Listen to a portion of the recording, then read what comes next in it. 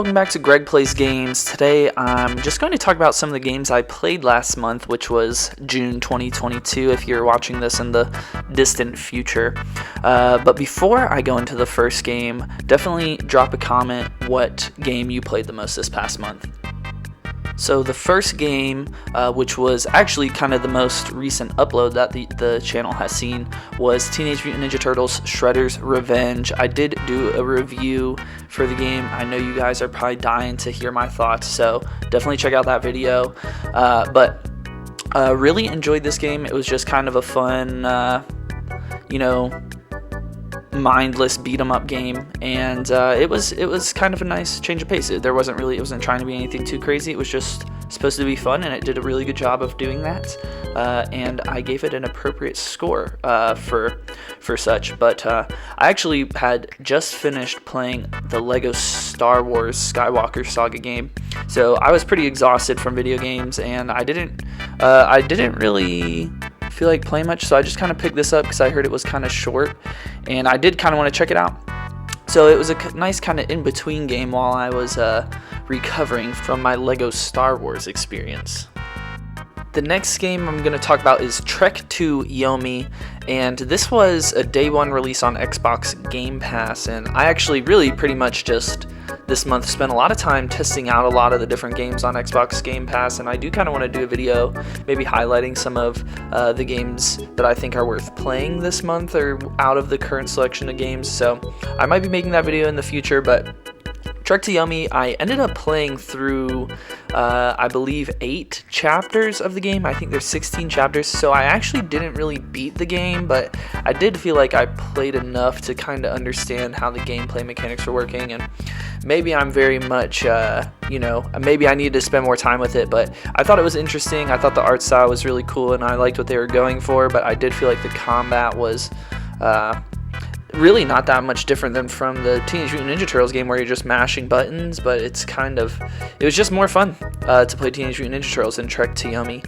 So it was definitely more narrative driven, but I really I wasn't really falling in love with the story. I did feel like I played enough, so I kind of threw in the towel on it, but I did enjoy what I was playing. I just was not necessarily blown away, but definitely worth checking out if you're into samurai games. I did also spend a lot of time playing Ghost of Tsushima, so there was maybe a bit of fatigue with that samurai genre. I'm not sure. Ghost of Tsushima was just so amazing that it's kind of hard not to compare it to that game, which is definitely Ghost of Tsushima is it's definitely a better game. So that's I did spend a lot of time playing it, but it was not my favorite game I played this month.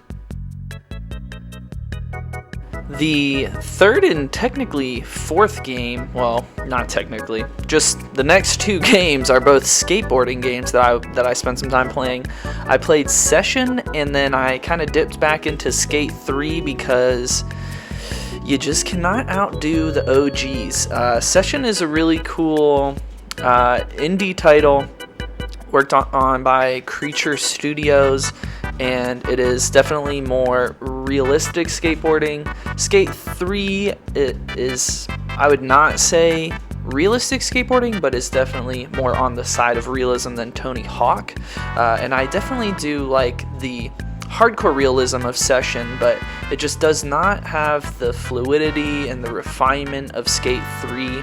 And you still have, a decent amount of realistic skate spots and structures in Skate 3, but it really kind of started to take a different turn in Skate 2 and Skate 3 with these kind of over-the-top level designs and trick selections. So you're not going to see that in any of the sessions, so it is really fun to play if you're into hardcore skateboarding, but it does come at the cost of it being worked on by a smaller team, and they're doing a really good job, but especially with the Xbox version that I've been playing, there's a lot to improve upon as far as just general gameplay and fluidity and animation. It's really kind of chunky, and the movement is not smooth, and there really could be a lot of improvements for the PC version, but for the console version that you can play on Xbox, which is the one that I played, it is still not as fun as even the original Skate game and Skate 2. So if you're a fan of skateboarding,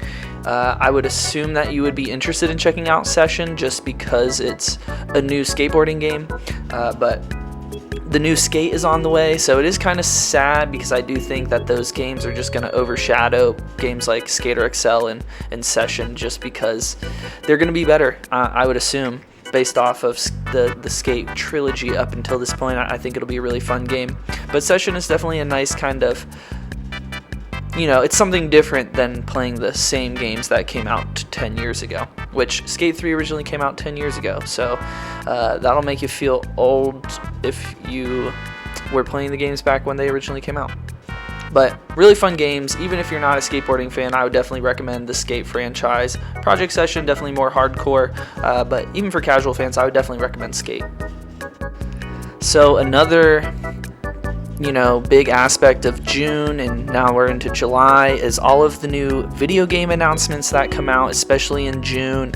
And this next game, No Man's Sky, was kind of inspired by the announcement of Starfield because they kind of look really similar, except Bethesda makes one.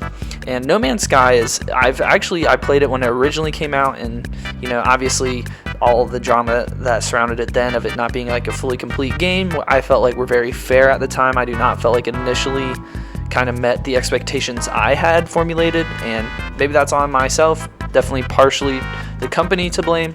But since then, obviously a much different game. And the last game that I wanted to talk about was Mario Party Superstars. There really weren't a lot of Nintendo releases this month, or really last month, that I felt like I needed to go and play, so I've really just not been playing my Nintendo Switch a whole lot recently, but I did hang out with some friends and have played, even on my own time, some Mario Party Superstars. One of the best party games you can buy on Nintendo Switch.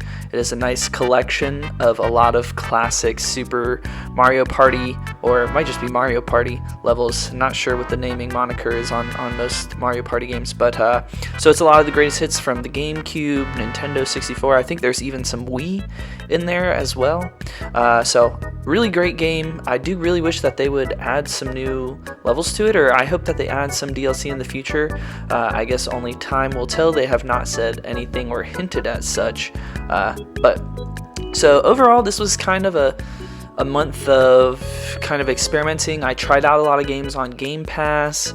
I kind of played a lot of games where you would only play in short stints, really. No Man's Sky, I guess, was the game that I was trying to get into the most. I really don't know if I'm going to continue going back to that game. I am going to try because I feel like there's so much new content in that game that I haven't seen or explored yet. So that'll probably be the single player game I'm kind of playing a lot. I didn't really talk about it too much extensively, but I do always kind of play Madden and NBA 2K here and there as well. So those are kind of mainstays, but yeah, these were all the highlights. Like I mentioned before, drop a comment what your favorite game you played this month was. Out of all these games, I really do feel like TMNT was the game, the Teenage Mutant Ninja Turtles game. I feel like that was probably the most fun I had playing a game this month. And then Skate 3 is always a nice walk down memory lane. But those were some of my favorite games this month.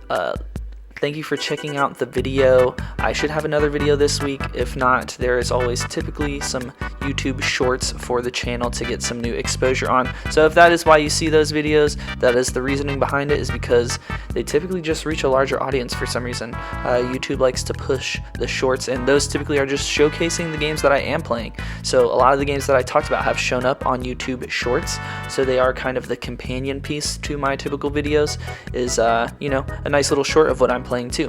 So thank you guys for checking out the video once again, and peace!